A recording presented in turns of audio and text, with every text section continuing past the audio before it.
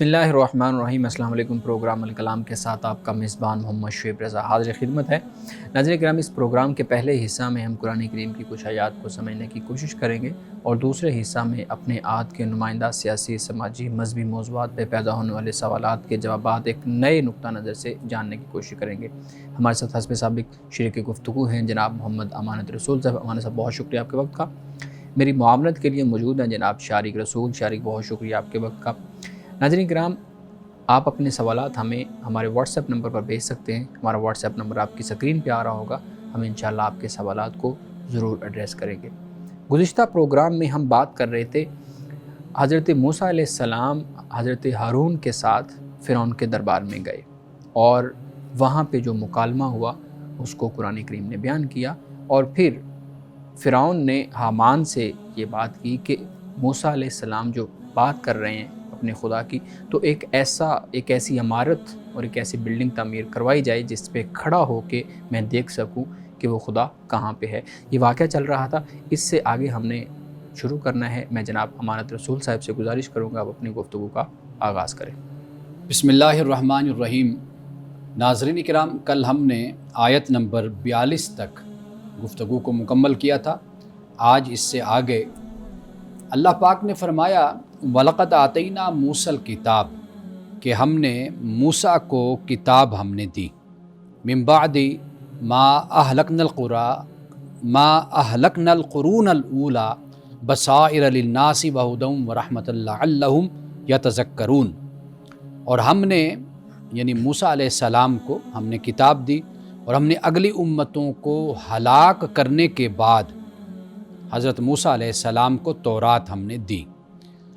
लोगों के लिए बसीरत का सामान है और हिदायत और रहमत है, ताकि ये लोग नसीहत हासिल करें।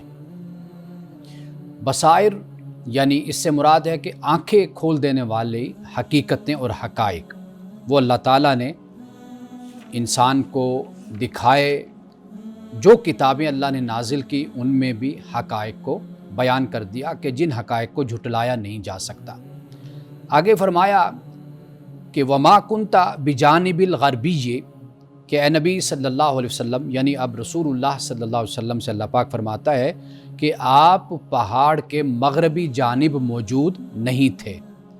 इस कदैना इला मूसल अम्र, कि जब कि हमने मूसा को अहकाम दिए। वमा कुंता मिनश शाहिदीन, और आप शाहिदीन में भी शामिल नहीं थे। यानी रसूलुल्लाह सल्लल्लाहु अलैहि वसल्लम कि उस वक्त के जब हज़रत मूसा अलैहिस्सलाम थे तो उस वक़्त आप मौजूद नहीं थे। तो कुरान आपकी नबूवत और रिसालत को इस तरीके से बयान फरमाता है।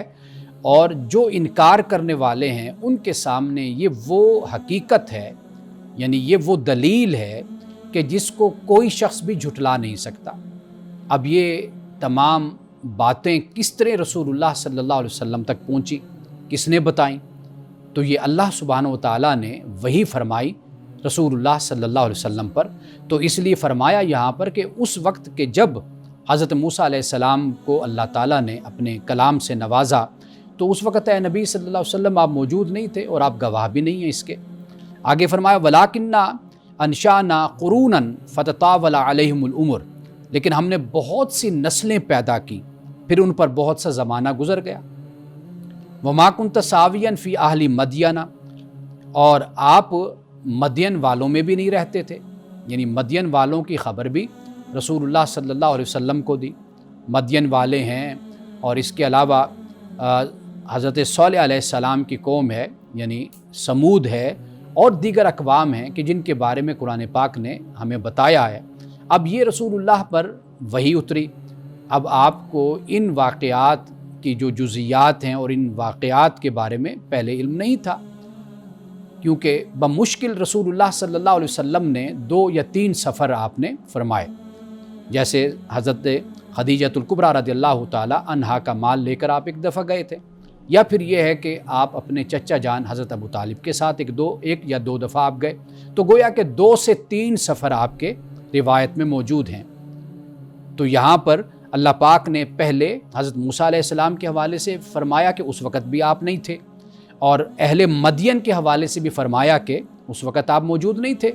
ततलु अलैहिम आयातिना, فرمایا کہ ان کو ہماری آیتیں سناتے، یعنی اس وقت آپ موجود نہیں تھے کہ آیتیں ان کو آپ سناتے، وَلَٰكِنَّا كُنَّا مُرْسِلِينَ، مگر ہم ہیں پیغمبر بھیجنے والے۔ اللہ پاک فرماتا ہے کہ ہم ہیں کہ جو مختلف زمانوں میں اور مختلف اقوام میں ہم نے پیغمبروں کو بھیجا۔ وَمَا كُنْتَ بِجَانِبِ الطُّورِ، اور آپ طور کے کنارے پر بھی نہیں تھے، اِذْ نَادَيْنَا، کہ جب ہم نے موسیٰ کو پکارا تھا، وَلَٰكِن رَحْمَةً مِّن رَبِّكَ، لیکن یہ آپ کے رب کا انعام ہے۔ کیا انعام؟ کہ حضرت موسیٰ علیہ السلام کو بھی رسالت عطا کی، تو اے محمد آپ کو بھی اللہ نے رسالت عطا کی۔ لِتُنذِرَ قَوْمًا، تاکہ آپ قوم کو ڈرائیں، ان کو وارن کریں، ان کو آگاہ کریں۔ مَا آتَاهُم مِّن نَذِيرٍ مِّن قَبْلِكَ، اور اسی طرح آپ سے پہلے بھی ڈرانے والے وہ آتے رہے، لَعَلَّهُمْ يَتَذَكَّرُونَ، تاکہ یہ نصیحت حاصل کریں۔ یعنی اللہ تعالیٰ نے اپنے پیغمبروں کو کیوں بھیجا؟ تاکہ تذکیر ہو، نصیحت ہو، یاد دہانی ہو۔ انسان دنیا میں آتا ہے تو وہ کس مقصد کے لیے دنیا میں بھیجا گیا ہے، تو انسان یہ خیال نہ کرے، جیسے قرآن مجید کہتا ہے یحسب الانسان ان یترک سدی، کیا انسان یہ خیال کرتا ہے کہ اسے ایسے ہی چھوڑ دیا جائے گا؟ نہیں، انسان کی تخلیق کا، اس کی پیدائش کا ایک مقصد ہے۔ تو یہاں اسی مقصد کی یاد دہانی کے لیے اللہ پاک فرماتا ہے کہ ہم پیغمبروں کو پے در پہ ہم بھیجتے رہے۔ اب اس کے بعد فرمایا کہ وَلَوْلَا أَن تُصِيبَهُم مُّصِيبَةٌ بِمَا قَدَّمَتْ أَيْدِيهِمْ، اور اگر ایسا نہ ہوتا کہ ان پر ان کے اعمال کے سبب سے کوئی آفت آئی، تو یہ کہیں گے، کیا کہیں گے؟ فَيَقُولُوا رَبَّنَا، اے ہمارے رب، لَوْلَا أَرْسَلْتَ إِلَيْنَا رَسُولًا، کہ تو نے کیوں نہ ہماری طرف رسول کو بھیجا، فَنَتَّبِعَ آیَاتِکَ، ہم تیری آیات کی پیروی کرتے، وَنَكُونَ مِنَ الْمُؤْمِنِينَ، اور مومن ہو جاتے۔ یعنی اگر پیغمبر نہ بھیجتے، ان پر مصیبت آتی، عذاب آتا، تکلیف آتی، کچھ آتا، تو پھر انہوں نے یہ کہنا تھا کہ بھئی آپ نے ہماری طرف کیوں نہ رسول کو بھیجا۔ یعنی یہ خاص طور پر جو عرب کے لوگ ہیں مکہ کے، یعنی ان سے یہ بات کہی جا رہی ہے کہ اگر نہ بھیجتے تو پھر ان کا یہ اعتراض ہوتا، یا یہ سوال ہوتا، یا یہ عذر ہوتا کہ ہماری طرف رسول کیوں نہیں آیا، تو ہم بھی تیری آیات کی پیروی کرتے اور ہم ایمان والے ہو جاتے۔ تو اللہ پاک نے اس حجت کو تمام کر دیا کہ ان میں بھی اللہ نے رسول صلی اللہ علیہ وسلم کو بھیجا۔ اس کے بعد فرمایا فلما جاءہم الحق، پس جب ان کے پاس حق آ گیا، من عندنا، ہماری طرف سے، یعنی اللہ پاک کی طرف سے جب حق آیا، تو پھر انہوں نے کیا کہا؟ قالوا لولا اوتی مثل ما اوتی موسیٰ، انہوں نے کہا کہ کیوں نہ اس کو ویسا ملا کہ جیسے موسیٰ کو ملا تھا، یعنی جو معجزات حضرت موسیٰ علیہ السلام کو دیے گئے، تو یہ رسول اللہ کو ایسے معجزے کیوں نہیں ملے؟ تو قرآن کیا کہتا ہے کہ اولم یکفروا بما اوتی موسیٰ، تو بھئی اگر انہی معجزات کی بنیاد پر ہی تم ایمان لانے والے ہو، تو بتاؤ پھر موسیٰ کا انکار تم نے کیوں کیا تھا؟ موسیٰ کو تو معجزے دیے گئے تھے من قبل، اس سے پہلے۔ قالوا سحران تظاہرا، اور جب کہ تم نے اس وقت حضرت موسیٰ علیہ السلام کے بارے میں یہ کہا تھا کہ یہ دونوں جادوگر ہیں، یعنی موسیٰ اور ہارون، کہ یہ ایک دوسرے کے مددگار ہیں۔ وقالوا انا بکل کافرون، اور انہوں نے کہا کہ ہم دونوں کا انکار کرتے ہیں۔ یعنی یہاں پر دیکھ لیجئے کہ نفسیات کیا ہے ایک ایسے شخص کی کہ جو انکار کرنے والا ہے۔ یعنی پہلی بات یہ ہے کہ اگر نہ بھیجتے تو پھر عذر کرتے، اب بھیج دیا تو اب کہتے ہیں کہ ان کو موسیٰ جیسے معجزے کیوں نہیں ملے۔ بھئی اگر موسیٰ جیسے معجزے ہی ایمان لانے کی وجہ بنتے تو پھر تم لوگوں نے پہلے حضرت موسیٰ علیہ السلام کا انکار کیوں کیا؟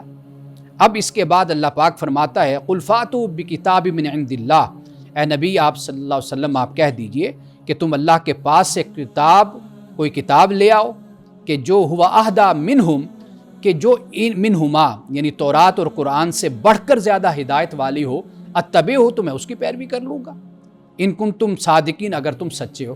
یعنی آپ دیکھیے کہ یہ بات محال ہے کہ قرآن سے اور تورات سے بڑھ کر کوئی زیادہ ہدایت والی کوئی کتاب ہو یا کوئی بات ہو، لیکن یہاں پہ دیکھیے کہ اللہ سبحانہ و تعالیٰ نے اپنے پیغمبر سے کیا فرمایا، یعنی بات اصل کیا ہے؟ وہ دلیل کی بات ہے، وہ ہدایت کی بات ہے، وہ برہان کی بات ہے، وہ سلطان کی بات ہے، وہ آیات بینات کی بات ہے، وہ حقیقت کی بات ہے۔ بھئی حقیقت ہے اس میں تو اس کو قبول کر لو، یا پھر یہ ہے کہ کوئی بڑی بات لے کر آؤ۔ لیکن چونکہ قرآن کے مقابل، تورات کے مقابل، یعنی اللہ کے علم کے مقابل اور وحی کے مقابل ان کے پاس تھا کیا سوائے ظن و تخمین تھا، اسپیکولیشن تھی، اندازے تھے اور اپنا گھڑا ہوا مذہب اور دین تھا، اس کے علاوہ تو کچھ بھی نہیں تھا۔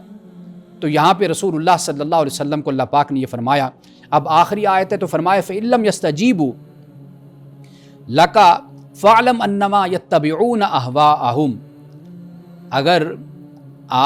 اگر یہ لوگ تمہارا کہا نہ کر سکیں تو جان لو کہ وہ صرف اپنی خواہش کی ہی پیروی کرتے ہیں، یعنی اگر آپ نے جو ان کو دین دیا تو اگر یہ اس دین پر لبیک نہیں کہتے اور اس دین کی طرف نہیں لپکتے، نہیں آتے، اس کو قبول نہیں کرتے، تو فرمایا کہ اے نبی آپ جان لیجئے کہ یہ لوگ تو صرف اپنی خواہشات کی پیروی کرتے ہیں۔ وَمَنْ أَضَلُّ مِمَّنِ اتَّبَعَ هَوَاهُ بِغَيْرِ هُدًى مِّنَ اللَّهِ، اور پھر فرمایا کہ اس سے زیادہ گمراہ کون ہوگا کہ جو اللہ کی ہدایت کے بغیر اپنی خواہش کی پیروی کرے۔ جب اللہ کی ہدایت آ گئی تو پھر وہ اپنی خواہشات کی پیروی کرتا ہے تو پھر اس سے بڑھ کر بھلا کون ظالم ہوگا اور کون گمراہ ہوگا۔ ان اللہ لا یہدی القوم الظالمین، تو فرمایا کہ بے شک اللہ تعالیٰ قوم ظالم کو ہدایت نہیں دیتا۔ ہدایت اللہ دیتا ہے لیکن اس کو کہ جس کی طلب ہوتی ہے، جس کی خواہش ہوتی ہے، جو چاہتا ہے، اور جو ظالم ہوتا ہے تو اس کو پھر ہدایت نصیب نہیں ہوتی۔ ناظرین کرام، یہاں وقت ہوا چاہتا ہے وقفے کا، ہمارے ساتھ رہیے گا۔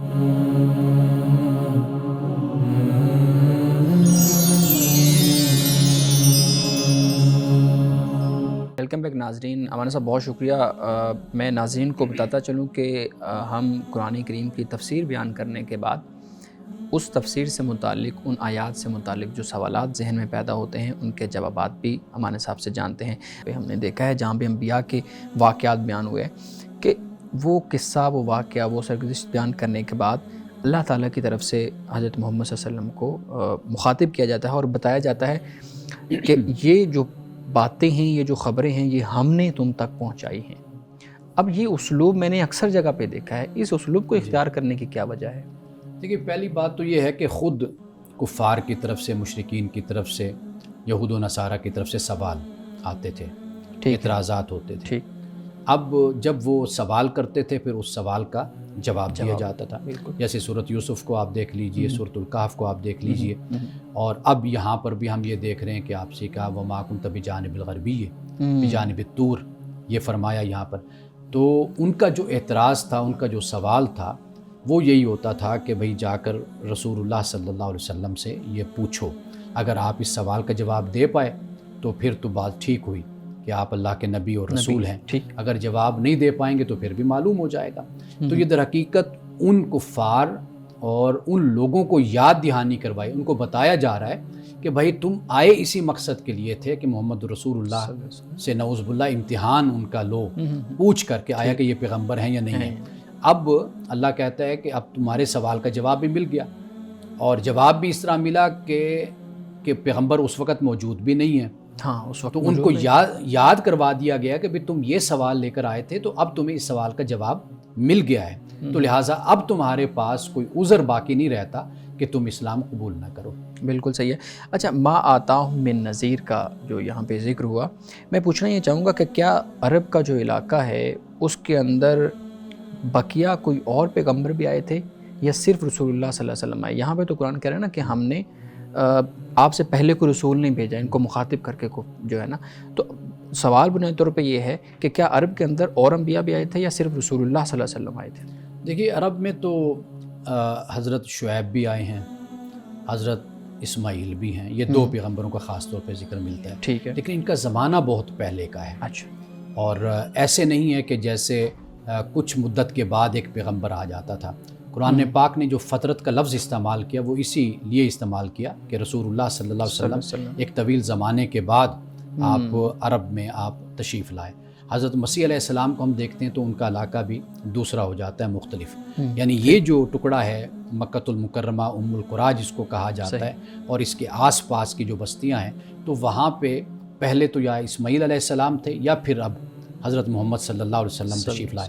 تو یہ فترت کا زمانہ جو ان سے یعنی کافی ایسا زمانہ گزرا کہ جس میں کوئی پیغمبر نہیں آیا تھا۔ تو قرآن نے اسی حوالے سے کہا کہ بھئی جس قوم کے پاس اب آپ آئے ہیں، اس قوم کے پاس پہلے کوئی ڈرانے والا نہیں ہم نے آیا. نہیں بھیجا. تو اس لیے یہاں پر اس بات کو بھی بیان کیا ہے قرآن پاک نے کہ انہوں نے کہا کہ اللہ کہتا ہے کہ بھئی کوئی ان پر مصیبت آ جاتی تو پھر یہ کہتے جی ہمارے پاس کوئی رسول اگر اے اللہ تو بھیج دیتا تو ہم اس کی پیروی کرتے، تیری نشانیوں کی پیروی کرتے، تو ہم ایمان لاتے. تو اللہ نے کہا کہ اب بھیج دیا میں نے، تو اب اس پر ایمان لاؤ اور جو یہ کہتے ہیں اس پر تم عمل کرو. بالکل صحیح ہے. اچھا مولانا صاحب، یہ بھی میں چاہوں گا کہ آپ ہمارے ناظرین کے لیے خاص طور پہ یہ چیز بیان کیجیے گا کہ اللہ تعالیٰ کی طرف سے ایک تو یہ ہے کہ خدا کی مرضی جس قوم کی طرف رسول بھیجے جب مرضی بھیجے، لیکن میں جاننا چاہوں گا کہ کیا کوئی پیغمبروں کو بھیجنے کا، رسولوں کو بھیجنے کا کوئی اصول تھا؟ یعنی ایک قوم ہے اس میں نافرمانی ہوئی، انہوں نے روگردانی کی، اب پیغمبر بھیجا گیا. ایک قوم یہ ہے کہ وہ صحیح راستے پہ ہے تو اس کی طرف بھی پیغمبر بھیجا گیا یا نہیں بھیجا گیا. دوسرا یہ ہے کہ جو وقت ہے ایک پیغمبر اور دوسرے پیغمبر کی تشریف آوری میں وہ بھی متعین ہوتا تھا نہیں ہوتا تھا؟ دیکھیے قرآن مجید اس حوالے سے جو ہماری رہنمائی کرتا ہے، ایک تو یہ کہ وَلِكُلِّ قَوْمٍ ہَادٍ، ہر قوم کی طرف اللہ تعالیٰ نے ایک ہادی کو بھیجا. ہر قوم کی طرف یعنی زمین کا کوئی بھی خطہ ہے تو ہر خطے میں، جیسے ہم جب قوم ہنود کی بات کرتے ہیں یعنی ہندو قوم کی بات کرتے ہیں تو ان کے جو مصلحین ہیں، ان کو اصلاح کی دعوت دینے والے ہیں، ان کے بارے میں کہا جاتا ہے کہ بھئی یہ اللہ کی طرف سے پیغمبر تھے. اسی طرح بدھ کے بارے میں، بدھا کے بارے میں کہا جاتا ہے. اسی طرح دیگر جو لوگ ہیں کہ جن کے بارے میں ہمیں اس طریقے سے معلومات حاصل نہیں ہیں تاریخ قریب میں، لیکن یہ کہ ان کے بارے میں بھی بہت سے مورخین نے، مفسرین نے، علماء نے یہ لکھا ہے کہ ممکن ہے کہ یہ اللہ کی طرف سے بھیجے ہوئے پیغمبر ہوں. ایک یہ بات. دوسری بات یہ کہ قرآن اس طرف بھی اشارہ کرتا ہے کہ اللہ اعلم حیث یجعل رسالتہ، کہ اللہ زیادہ بہتر جانتا ہے کہ اس نے کہاں اپنی رسالت کو بھیجنا ہے، یعنی کس کو رسول اور نبی بنانا ہے. اب آپ دیکھ لیجئے کہ حضرت موسیٰ علیہ السلام کو کس طرح اللہ کی طرف سے رسالت عطا کی گئی کہ آپ آگ لینے کے لیے نکلے تھے کہ جائیں، تو آپ کا کلام گفتگو قرآن بیان کرتا ہے. تو گویا کہ ہم اللہ سبحانہ و تعالیٰ کے لیے کوئی اس طرح یعنی قرآن سے یا تورات سے یا انجیل سے کوئی قاعدہ اور ضابطہ ہم اخذ نہیں کر سکتے کہ جس کی بنیاد پر اللہ تعالیٰ نے کہیں پیغمبر بھیجا ہو. لیکن قرآن یہ کہتا ہے کہ ہر قوم کے لیے ہادی، اور پھر قرآن یہ بھی کہتا ہے کہ بھئی اللہ بہتر جانتا ہے کہ اس نے کہاں اپنی رسالت کو اتارنا ہے اور کس کو رسول بنانا ہے. اور آپ یہ بھی دیکھیے نا کہ اللہ جب کسی کو رسول اور نبی بناتا ہے تو واضح بات ہے کہ جب بھی کوئی اپنا نمائندہ بھیجے گا تو وہ کچھ اس کی پری ریکویزٹس جن کو کہا جاتا ہے، کچھ اس کی شرائط تو ہوتی ہے نا.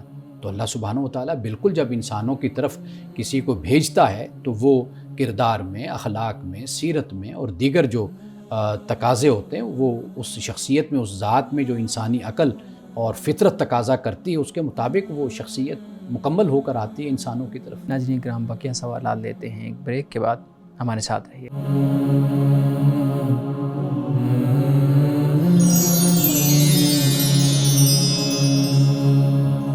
ویلکم بیک ناظرین. امان صاحب، ایک سوال میں آپ کے سامنے رکھتا ہوں، ہمارے ناظرین کی طرف سے سوال ہے، وضو کرتے وقت سر پہ دوپٹہ لینا ضروری ہے نہیں ضروری؟ اور ساتھ ہی اس کے انہوں نے دوسری بات بھی پوچھی ہے کہ کیا کھڑے ہو کے وضو کیا جا سکتا ہے یا نہیں کیا جا سکتا، کیونکہ ہمارے ہاں عام طور پہ مساجد میں وہ جگہ بنی ہوتی ہے بیٹھ کے.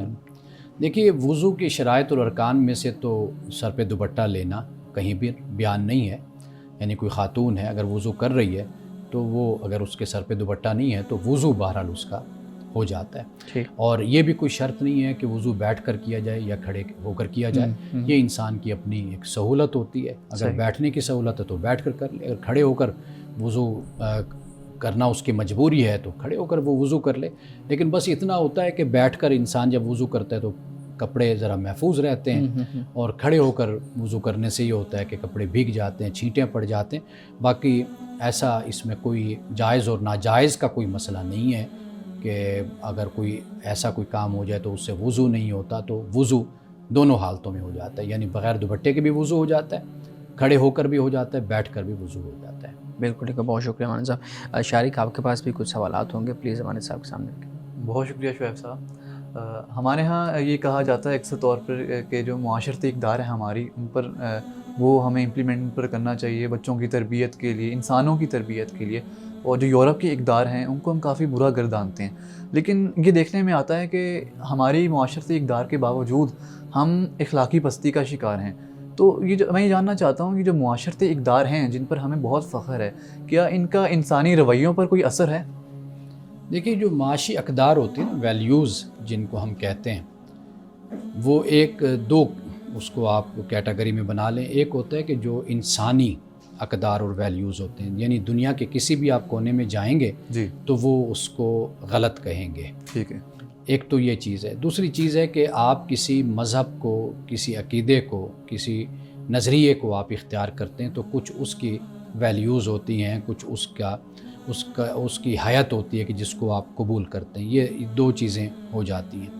ہم مغرب کی جو اقدار اور ویلیوز ہیں ان کو ہم نے کبھی نہیں برا کہا، بلکہ ہمارے ہاں تو ایک لحاظ سے جسے کہتے ہیں نا، ایک کمپلیکس یہ پایا جاتا ہے کہ ہم ہر بات میں یورپ کا حوالہ دیتے ہیں. مغرب کا کوئی بھی معاملہ ہوگا ان کی تو نقل ہم کرتے ہیں. ان کی ویلیوز کو ہم بیان کریں گے. اور اس میں کوئی شک نہیں ہے کہ انہوں نے اپنے ہاں یہ جو ویلیوز ہیں ان کو انہوں نے بہت پختہ کر لیا اپنے معاشرے میں سماجی حوالے سے. یعنی مثال کے طور پر جھوٹ کا معاملہ ہے، مثال کے طور پر رشوت کا معاملہ ہے، ملاوٹ کا معاملہ ہے، اور اس کے علاوہ دیگر اور بہت سی چیزیں ہیں.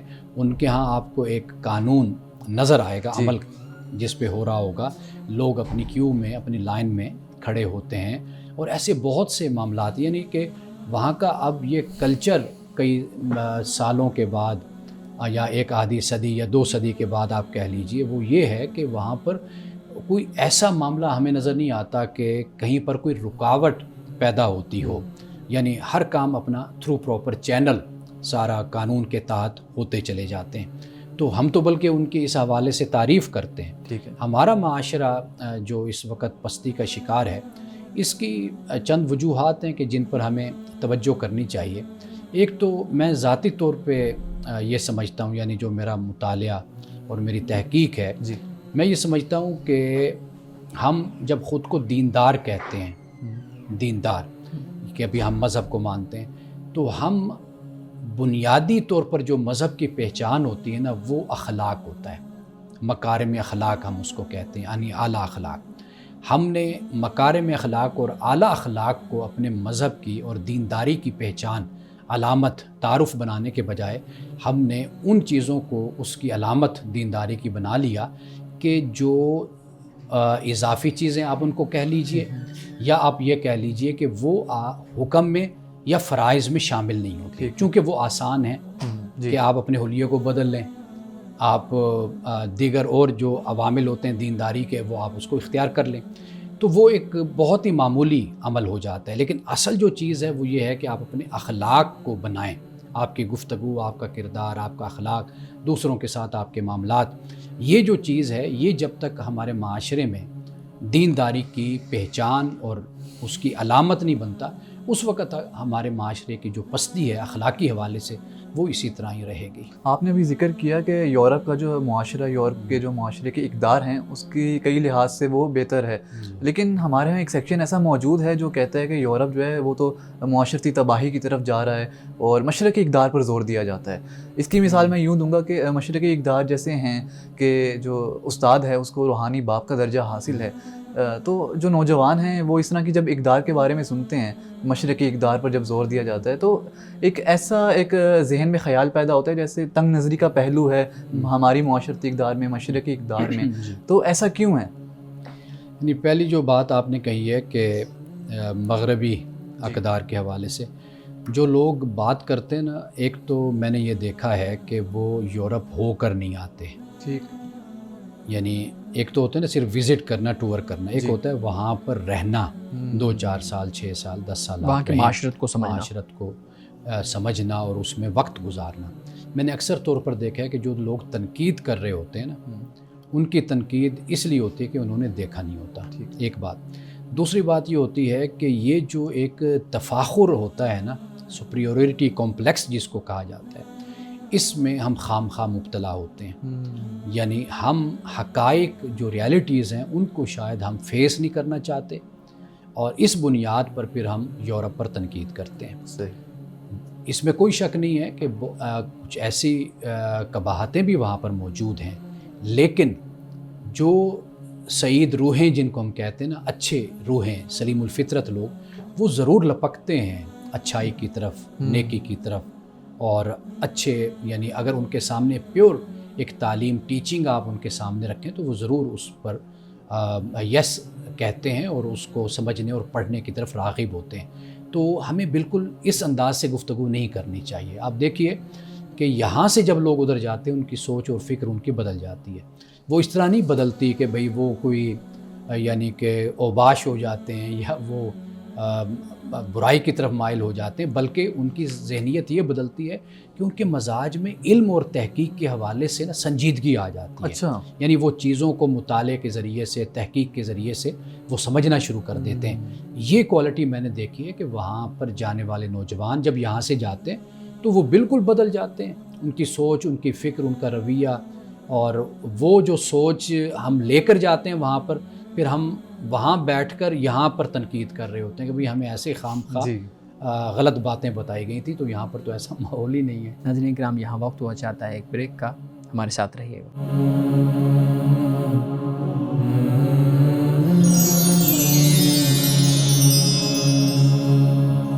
ویلکم بیک ناظرین. شارق پلیز آپ سوال کریں. جی، تو آپ نے ابھی ذکر کیا کہ جب یہاں سے نوجوان یا کوئی بھی افراد جب جاتے ہیں باہر تو وہ وہاں کا ماحول آبزرو کرتے ہیں اور دیکھتے ہیں کہ وہاں سے کافی کچھ سیکھتے ہیں، اور یہ ریئلائز کرتے ہیں کہ ہم وہاں بیٹھ کر جو تنقید کر رہے تھے یورپ پر، وہ پھر یہاں یورپ بیٹھ کر پاکستان پر یا پھر ہمارے معاشرے پر تنقید کرنا شروع ہو جاتے ہیں. تو اس حوالے سے ایک میرا سوال ہے کہ ہمارے معاشرے میں جو یہ عنصر پایا جاتا ہے کہ عورتوں کو زد و کوب کرنے کا، بچوں کو کنٹرول کرنے کا، اس حوالے سے بھی جب لوگ باہر جاتے ہیں تو وہ دیکھتے ہیں کہ یہاں تو پولیس ہے، یعنی کہ بچوں کی حفاظت کے لیے، ان کے رائٹس کو انشور کرنے کے لیے. تو یہ جو ہماری معاشرتی یا مشرقی اقدار ہیں کہ جیسے عورت کو 4 دیواری میں رہنا چاہیے یا پھر شوہر کو مجازی خدا سمجھنا چاہیے، کیا یہ مشرقی اقدار جو ہیں ان کو ہمیں اپروو کرنا چاہیے، ہمیں ان کو فالو کرنا چاہیے؟ دیکھیے، آپ نے جو پہلے ایک سوال کیا نا، میں اس کا ایک جز رہ گیا تو میں اس کی ذرا وضاحت کر دوں. جی. کہ ہمارے ہاں جو تربیت کے حوالے سے جو معاملہ ہے یا ایک فرق آپ کو نظر آتا ہے، تو وہ فرق دین کا دیا ہوا نہیں ہوتا. ٹھیک. ہمیں اس بات کو سمجھنا ہوگا کہ اللہ سبحانہ و تعالیٰ نے دین جو اتارا پیورٹی کے ساتھ، جی، جب وہ کسی قوم میں گیا، وہ قوم پہلے سے ہی ایک رہن سہن اپنا رکھتی تھی، اپنی ثقافت رکھتی تھی، کلچر رکھتی تھی، اپنا ایک مزاج اپنا ایک رکھتی تھی. جی. تو انہوں نے پھر اس مذہب کو اپنے طریقے سے دیکھنا شروع کیا، اور مذہب کی جو سینکٹیٹی ہوتی ہے، اس کا جو تقدس ہوتا ہے، اس کو پھر اپنے جذبات اور اپنی خواہشات کے تحت اس کو اس طریقے سے استعمال کرنا شروع کیا کہ لوگوں کے سامنے یہ کہا کہ بھئی یہ مذہب ایسا کہتا ہے. تو وہ مذہب کی بات نہیں ہوتی. ایک تو یہ سب سے بڑا مسئلہ ہمیں سمجھنا چاہیے کہ مثال کے طور پر کوئی شخص ایسا ہے کہ جو پہلے سے ہی بہت سی برائیوں سے اپنے آپ کو بچاتا ہے، جو جیسے ہم ابھی بات کر رہے تھے، اس میں خیانت نہیں ہے، کرپشن نہیں ہے، بدعنوانی نہیں ہے، وہ جھوٹ نہیں بولتا. جب وہ اسلام قبول کرتا ہے وہ اور زیادہ ایک اچھا انسان بن کر سامنے آ جاتا ہے.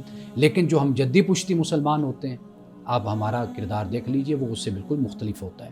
تو گویا کہ صرف یہ نہیں ہے کہ آپ کو مذہب کوئی زبردستی آپ کو ٹھیک کر دے گا جبراً. تو واضح بات ہے کچھ انسان کی بھی طلب اور لگن ہوگی تو پھر جو مذہب کی تعلیمات ہیں وہ پھر اس کے مزید بہتر سے بہترین اس کو بنا دیتی.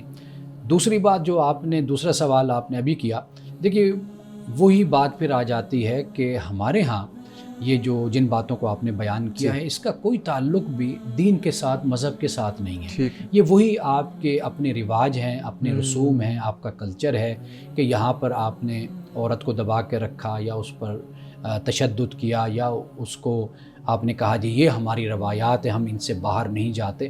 تو یہ آپ کا اپنا کلچر ہے. یعنی مثال کے طور پر آپ پاکستان کو ہی دیکھ لیجئے، ایک پنجاب کا کلچر آپ کو نظر آئے گا، ایک آپ کو بلوچستان کا نظر آئے گا، الگ آپ کو سندھ کا نظر آئے گا، آپ کو خیبر پختونخوا کا بھی نظر آئے گا. اب دیکھیے بالکل بہت ہی اختلاف ایک ہی ملک کے صوبوں میں آپ کے وہاں کے رہنے والوں میں نظر آئے گا. تو میرا خیال ہے کہ وقت کے ساتھ ساتھ ایک تو مذہب کی اصل جو تعلیم ہے بیسک، وہ لوگوں تک پہنچائی جائے، جو تزکیہ نفس اور اخلاق کی تعلیم ہے، اور دوسرے نمبر پہ جو طریقہ کار ہے آج کے دور میں لوگوں کی اصلاح کا، اویئرنیس کا، اس پر کام کیا جائے تو معاشرہ پھر اس طریقے سے آگے بڑھتا چلا جاتا ہے. اچھا ہم دیکھتے ہیں عرب کی معاشرت میں بھی کہ وہاں پہ جو خواتین تھیں وہ خود کفیل تھیں, خود کاروبار مینیج کرتی تھیں. حضرت خدیجہ کی مثال ہمارے سامنے ہے کہ انہوں نے خود آپ صلی اللہ علیہ وسلم کو رشتے کا پیغام بھجوایا. تو عرب کا جو معاشرہ تھا وہ بھی یعنی کہ نسبتاً ہمارے معاشرے کے کافی آزاد تھا. تو ہمارے جو معاشرتی اقدار کہا جاتا ہے کہ ہمیں مشرقی اقدار کو فالو کرنا چاہیے, وہ ایک تضاد نظر آتا ہے کہ ہم کیسے مان لیں کہ وہ جو عرب کا معاشرہ تھا وہ ان مشرقی اقدار پر تھا, یعنی کہ چلتا تھا کہ جن کو ہم مانتے ہیں, ہم پرسیو کرتے ہیں. تو اس کے حوالے سے رہنمائی فرمائیں کہ اسلام اور ہماری جو مشرقی اقدار جو ہم نے تشکیل دی ہیں ان میں کیا فرق ہے؟ دیکھیے دو چیزوں کو علیحدہ کر لیں, ایک عرب کا کلچر ہے, معاشرہ ہے, اور ایک اسلام ہے. ان دونوں آپ کو عرب کے کلچر اور معاشرے میں دونوں باتیں نظر آئیں گی, خوبیاں بھی نظر آئیں گی اور آپ کو خامیاں بھی نظر آئیں گی. یعنی ایک طرف جو آپ نے باتیں بیان کی حضرت خدیجہ کا بزنس کرنا, حضرت خدیجہ کے علاوہ بہت سی خواتین یعنی رسول اللہ صلی اللہ علیہ وسلم کی اپنی ازواج بھی یہ کاروبار کرتی تھی. مثال کے طور پر حضرت سودا کے بارے میں آتا ہے, وہ دباغت کا کام یعنی یہ کاروبار تھا. دباغت سے مراد یہ کہ جیسے آپ کو ایک کھال مل گئی بکری کی, جانور کی کھال ہے, تو اس کو آپ نے دباغت کیا, اس سے چمڑا اس سے بنایا, پھر آپ نے اس کو بیچا. تو عرب میں خواتین یہ کاروبار یہ سب کچھ آپ کرتی تھی. اس طرح لباس کا معاملہ ہو گیا, تو عرب کا اپنا لباس ہے, تو اسلام کا کوئی لباس نہیں. اسلام کا لباس یہ کہ انسان کی سطر چھپی ہونی چاہیے, انسان ننگا عریا نہیں ہونا چاہیے, یہ اسلام کی تعلیم اخلاقی لحاظ سے ہاں جی. اسی طرح کھانے پینے کا معاملہ ہو جاتا ہے. عرب کا کوئی خاص نہیں ہے, یعنی جو عرب کا ہے وہ تو عرب کے ساتھ ہو گیا. اسلام اس پر کوئی تعلیم نہیں دیتا. اسلام کہتے ہیں حلال کھانا آپ کو کھانا چاہیے, حرام نہیں ہونا چاہیے. یہ چند باتیں ہیں جو پیش نظر رکھی جائے. تو عرب کا کلچر اور اسلام دین, ان دونوں کو علیحدہ علیحدہ کر کے ہمیں سمجھنا چاہیے. ایک بات. آخری بات یہ ہے کہ ہمارے ہاں جو کلچر وجود میں آیا ہے, یہ در حقیقت اس میں اور بہت سی اقوام کا حصہ بھی شامل ہے. یعنی کسی کی کوئی جہالت یا اچھائی لے لی ہم نے کسی کی, یا کسی کی ہم نے برائی لے لی, تو اس طریقے سے ہمارا جو کلچر ہے وہ خراب ہوا. یعنی مثال کے طور پر آپ دیکھیے کہ عورتوں کے حوالے سے یا ذات پات کا تصور آپ دیکھیے, ہمارے ہاں قوموں کے حوالے سے جو پایا جاتا ہے کہ یہ سید ہے, یہ سید نہیں ہے, یہ فلاں قوم ہے, یہ فلاں قوم ہے. تو یہ جو اس طرح کی آپ کو اونچ نیچ ہمارے ہاں نظر آتی ہے, تو یہ کئی دفعہ ایسے ہوتا ہے کہ جب ہم ایک قوم میں رہتے ہیں, مل جل کر رہتے ہیں, تو اس سے بھی کئی خرابیاں پیدا ہوتی ہیں. تو میرا خیال ہے کہ جب ہم اسلام کا اٹ سیلف ہم مطالعہ کریں گے تو وہاں پر آپ کو ایسی کوئی بات آپ کو نظر نہیں آئے گی جو آپ کو اپنے کلچر میں نظر آتی ہے. اچھا شارق, مجھے اگر اجازت دے تو میں آپ کی بات سے میرے ذہن میں ایک سوال آ رہا ہے. آپ نے فرمایا کہ عرب کا کلچر الگ ہے اور جو دین ہے, جو اسلام کی تعلیمات ہیں وہ الگ ہے. اب ایک کلچر کے اندر ہمیں وہ دین مل رہا ہے, وہاں جو میسنجر ہیں وہ وہاں پہ رہ رہے ہیں, ان کے کمپینینز رہ رہے ہیں, ان کے دوست احباب فیملی سب کچھ ہے, تو بڑا مشکل ہو جاتا ہے کہ کلچر اور دین یا مذہب کو الگ الگ کر کے چیزوں کو دیکھنا. تو بہت ہی بڑا مشکل ہو جاتا ہے. مشکل نہیں ہے, اللہ کا دین موجود ہے قرآن کی صورت میں, سنت کی صورت میں موجود ہے. جو باقی چیزیں ہیں وہ محبت کا نتیجہ ہے. ٹھیک. یعنی رسول اللہ صلی اللہ علیہ وسلم نے ایسے کیا, یہ فعل ایسے سر انجام دیا, آپ نماز ایسے پڑھتے تھے, یا آپ کاروبار ایسے کرتے تھے, معاملات ایسے طے کرتے تھے, آپ اٹھتے ایسے تھے, بیٹھتے ایسے تھے, آپ کھاتے ایسے تھے, آپ کے لباس ایسے ہوا کرتا تھا. یہ جو سارا کچھ آپ گفتگو کیسے فرماتے تھے, یہ پھر محبت کا نتیجہ ہوتی ہے کہ بندہ کہتا ہے کہ میں جو میرا پیغمبر ہے, میرا رسول ہے, میں اس کے انداز, جو اس کا طریقہ ہے, میں اس کے قریب زندگی گزاروں. یہ وہ بات ہے. اب اس کو دین آپ نہ کہیے, وہ ایک محبت کا انداز ہے جو لوگ اختیار کرتے ہیں. ایک سوال میں ضرور کرنا چاہوں گا کہ ہم جو معاشرتی اقدار ہیں ہماری, آپ نے اس کے حوالے سے بہت خوبصورتی سے بیان فرمایا کہ اسلام کو اور جو اقدار ہیں ان کو ہمیں الگ کر لینا چاہیے. اقدار جو ہے, اقدار کی جگہ اگر آپ کہیں معاشرت کو, اگر معاشرے کی رسومات جو ہیں, معاشرتی اقدار جو ہیں وہ زمین کے ساتھ منسلک ہوتی ہیں, اور جو مذہب ہے وہ ہمارے اخلاق کے ساتھ منسلک ہیں. تو کیا میں یہ سمجھ سکتا ہوں کہ جو معاشرتی اقدار ہیں وہ چینج بھی کی جا سکتی ہیں ضرورت کے لحاظ سے, اور مذہب جو ہے وہ انٹیکٹ رہے گا, برقرار رہ سکتا ہے؟ دیکھیے اب آپ اقدار سے کیا مراد لیتے ہیں, قدریں کیا ہیں؟ جی, پہلے تو یہ بات واضح ہونی چاہیے. جیسے فیوڈل اقدار ہوتی ہیں جس میں ایک طاقتور کا کنٹرول ہے اکانومی پر, فیملی سسٹم پر, اس حوالے سے میں دیکھیے وہ چیزیں پھر ان کو لیے آپ اقدار کا لفظ استعمال کرنے کے بجائے آپ یوں کہہ سکتے ہیں کہ جو جاگیردارانہ نظام سے جو رسوم جڑی پیدا ہوتی ہیں، جو روایات پیدا ہوتی ہیں، جو رواج پیدا ہوتے ہیں، تو واضح بات ہے کہ جاگیردارانہ نظام ہو، سرمایہ دارانہ نظام ہو یا کوئی اور نظام ہو، اس کے تحت جب انسان زندگی گزارتا ہے تو اس کے اپنے اثرات انسانی شخصیت پر، انسانی اخلاق پر، انسانی افکار و نظریات پر ہوتے ہیں۔ لیکن جو اچھائی ہے اس کو پھر ہم دین کی روشنی میں دیکھتے ہیں کہ یہ جو اچھائی ہے وہ پرماننٹ ویلیو جس کو ہم کہتے ہیں وہ اپنی جگہ پر موجود ہے، تو اس کو اپریشیٹ کیا جاتا ہے، اس کو اختیار کیا جاتا ہے، اور جو بات غلط ہے تو اس کو پھر رد کر دیا جاتا ہے۔ بالکل صحیح۔ امان صاحب آج کی حدیث مبارکہ بیان کیجیے گا۔ حضرت عائشہ صدیقہ رضی اللہ تعالی عنہا سے یہ روایت ہے کہ آپ فرماتی کہ رسول اللہ صلی اللہ علیہ وسلم نے فرمایا کہ لا تسبوا الاموات، کہ جو لوگ مر جاتے ہیں ان کو برا نہ کہو، فإنہم قد افضوا الی ما قدموا، آپ نے فرمایا کہ کیونکہ جو کچھ انہوں نے آگے بھیجا تھا وہ خود اس کے پاس پہنچ چکے ہیں۔ ہمارے ہاں یہ ایک رواج ہے کہ اگر کوئی دنیا سے چلا جاتا ہے تو ایک عمومی طور پر بدقسمتی سے ایک سوشل میڈیا پر کمپین اس کے خلاف چلتی ہے، اور زندگی میں اگر اس کی کوئی غلطی ہے، کوئی خطا ہے اور کوئی اس سے برا ہو جاتا ہے، اس کو بہت زیادہ پروپیگنڈا اس کا کیا جاتا ہے۔ تو یہ بات ہرگز پسندیدہ نہیں ہے، بلکہ جو شخص چلا گیا اب وہ اللہ کے پاس ہے، اب جو کچھ بھی اس نے کیا وہ وہاں پر اس کو پا لے گا، یعنی اگر اس نے اچھا کیا تو اس کا اجر اور انعام خدا کی طرف سے پائے گا، اور اگر اس نے برا کیا تو اس کی سزا اور اس کے معاملے میں جو بھی فیصلہ رب فرمائے گا وہ وہاں پر اس کو دیکھ لے گا۔ بہت شکریہ امان صاحب، آپ کے وقت کا، آپ کی گفتگو کا بہت شکریہ، شارک آپ کے سوالات کا۔ ناظرین گرامی، اس دعا کے ساتھ اپنے پروگرام کا اختتام کریں گے۔ اللہ رب العزت حسن کلام اور تاثیر کلام عطا فرمائے، ہماری زبان کی گروں کو کھول دے اور سننے والوں تک خیر کا پیغام پہنچے۔ اجازت دیجیے، خدا حافظ۔